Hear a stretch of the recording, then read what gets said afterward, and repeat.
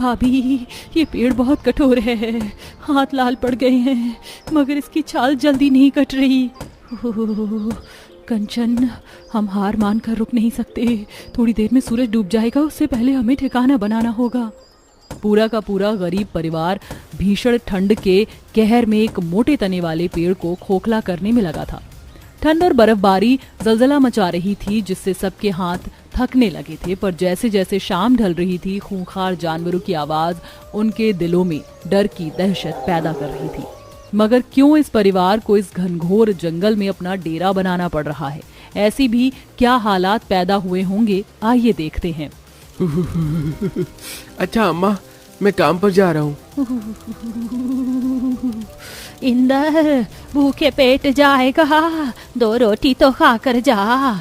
ललिता बहू, रोटी पका दी है तो परोस दे। ललिता सूखी रोटी अचार के साथ झिझकते हुए परोसती है। अरे बहू, अचार रोटी क्यों परोसा है? तरकारी नहीं बनाई क्या? माँ जी, बनाने के लिए एक भी सब्जी नहीं है। पाव भर आटा बचा था, उसकी रोटी बनाई है। राशन पानी, साग सब्जी सब खत्म हो गया। कोई बात नहीं, आज दिहाड़ी लगेगी तो राशन पानी ले आऊंगा। इंदर ऐसा बोलकर रूखा सूखा निवाला हलक से उतारता है और कड़कड़ाती ठंड में काम पर निकल जाता है। दूर दूर तक बर्फ का सफेद धुंध छाया था, बर्फीली हवा बह रही थी। अमीर व्यापारी अपने स्टैंडर्ड दुकान में हीटर की गर्माहट में बैठे हुए थे, लेकिन ऐसी भीषण ठंड के मौसम में भी कमाने निकलना इंदर की मजबूरी थी। बाप रे बाप, ये बर्फीली हवा तो जान निकाल रही है। इस बार की सर्दी ने तो बाकी सालों के रिकॉर्ड तोड़ डाले हैं। इंदर हाथ से कोड़कर कपकपाते हुए फैक्ट्री में पहुंचता है, जहां गरीब मजदूरों में हड़ताल मचा रखी थी। मनोज भैया, क्या बात है? ये मजदूर गुस्से में क्यों हैं? गजब हो गया, इंदर फैक्ट्री के मालिक ने विदेशी मशीनें मंगवा ली हैं। एक मशीन 10 मजदूर जितना काम करती है, इसलिए मालिक ने एक साथ हम सब मजदूरों को काम से निकाल दिया है। ये अमीर लोगों का एक ही उसूल है, अपना काम बनता भाड़ में जाई जनता। हम मजदूरों ने इतने साल उस फैक्ट्री में दिया और आज इसने हमें दूध में से मक्खी की तरह निकाल फेंका। हाय पड़ेगी इस पर, इसने हमारे बाल बच्चे परिवार के पेट पर लात मारी है। एक ही झटके में इंदर बेरोजगार हो जाता है। उसका मन सैकड़ों चिंताओं में घुला जा रहा था और झरझर आंसू बहे जा रहे थे। हे भगवान, मकान मालिक का 3 महीने का किराया भरना है, घर का खर्चा सब कैसे होगा? हताशा भरी सूरत के साथ इंदर घर आता है, जहाँ पिंकी राजू चौखट पर धूप में बैठे थे। माँ, पिताजी वापस आ गए।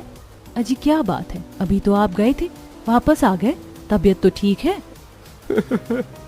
ललिता, मालिक ने मजदूरों को काम से निकाल दिया है, मैं कैसे तुम सबका पेट भरवाऊंगा अब?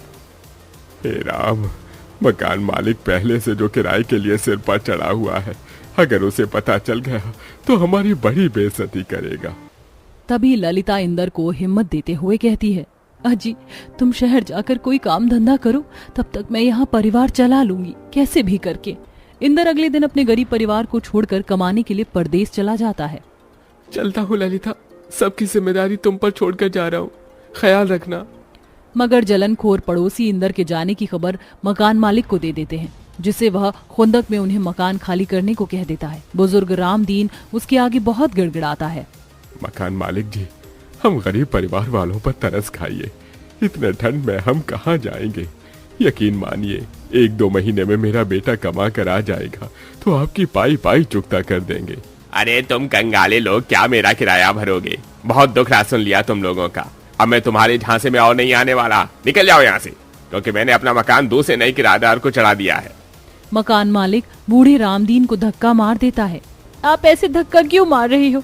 हमें हमारा सामान बांध लेने दो, हम चले जाएंगे। अरे कैसा सामान?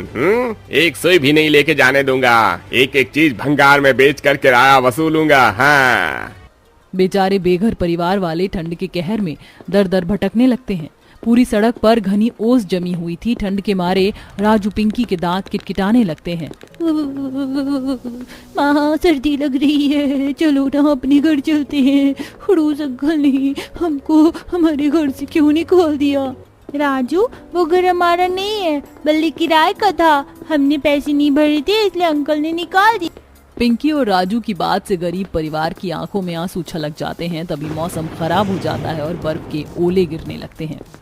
हे राम, ये ठंडी हवा हड्डियों में तीर की तरह चुभ रही है। अरे, और कितने सितम ढाएगा तू हम पर ईश्वर। ललिता भाभी, बिजली चमक रही है, लगता है जोरदार बरसात पड़ने वाली है। हमें कोई ठिकाना ढूंढना होगा। तभी चिड़ियों की चहचहाहट से ललिता की नजर सुनसान घने जंगल में जाती है। अब तो बस एक ही सुरक्षित स्थान है, ये जंगल। चलिए सब लोग जंगल में चलते हैं। पूरा गरीब परिवार ठंड के कोहराम में जंगल के भीतर आ जाते हैं, जहां बहुत पुराने पुराने मोटे तनों वाले पेड़ खड़े थे, जिनकी विशाल जड़ें जंगल की जमीन में चारों तरफ बिछी हुई थी। गिलहरी और बंदर एक डाल से दूसरी डाल पर उछल कूद रहे थे। बाहर तो जाड़े में आड़ भी नहीं लिया जा रहा था, ये राहत है। ताज्जुब करने वाली बात है माँ जी, इस जंगल में पेड़ ही पेड़ हैं। फिर यहाँ तो दुगनी ठंडक होनी चाहिए थी, लेकिन गर्माहट है। माँ, हम यही अपना घर बना लेते, फिर हमें किसी को किराया भी नहीं देना पड़ेगा और हम सुकून से रह पाएंगे। राजू की बात ठंड में बेआसरा गरीब बहू को सोच में डाल देती है। इस जंगल के अंदर हमें कोई रहने से रोक टोक भी नहीं करेगा, हम यहीं रह सकते हैं। मगर बहू, इस जंगल में कितने पुराने पेड़ हैं, सांप, बिच्छू और जंगली जानवरों का भय है। हम कहाँ डेरा डाल कर रहेंगे? जंगली जीव हमारा घर तबाह कर देंगे। थर थर कांप रहे गरीब ससुराल वाले संकोच में आ जाते हैं। तभी कंचन एक पेड़ की जड़ में एक गोरिल्ला के बच्चे को निकलते देखती है, जो उन्हें देखकर अंदर चला जाता है। मिल गया रास्ता माँ, हम अपने लिए घर इन पेड़ के अंदर बनाएंगे। पेड़ों की जड़ों में बहुत गर्माहट होती है और जानवर भी हमारे घर को नुकसान नहीं पहुंचाएंगे, क्योंकि जितना हम जानवरों से डरते हैं उतना ये बेजुबान जानवर भी हमसे डरते हैं।